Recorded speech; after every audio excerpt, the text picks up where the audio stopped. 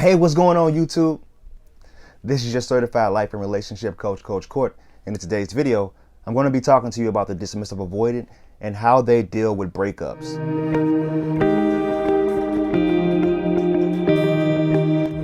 Thank you for sticking around. If this is your first time viewing me, please like this video and subscribe to the channel by clicking that little button and ringing that bell so you're notified for the newest content. So if you're here watching this video, it's very apparent that the dismissive avoidance and the rest of the personality types all have different ways of dealing with things. Breakups are no different.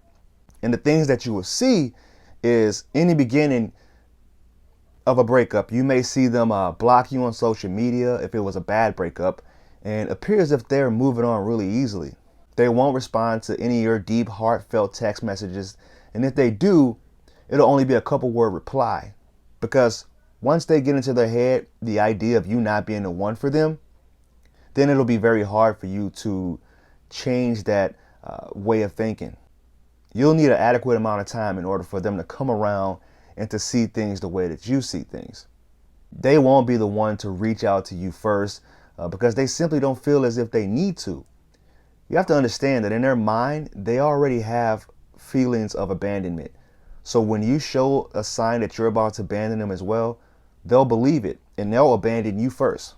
During the breakup, they may want to reach out to you, but they have this protective barrier, this wall, this shield that's stopping them from doing that, because that's what's comfortable for them. It's safe to them. And what happens during a breakup is they lose their sense of safety with you.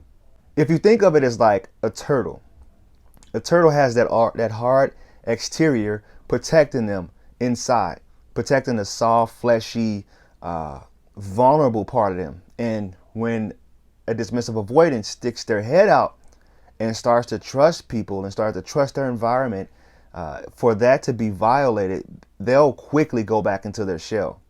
It's the exact opposite for an anxious preoccupied.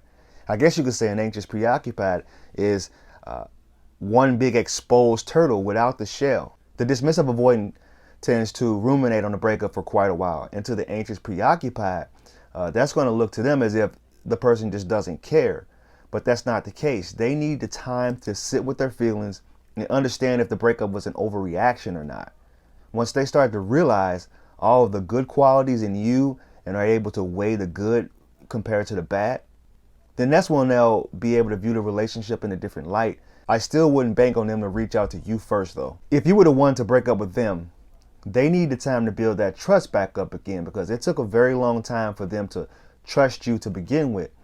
And they don't want to feel that feeling of abandonment and betrayal again. You may even see them do things like get back with their exes because it's what was comfortable for them. It's certainty, and they have a hard time trusting people.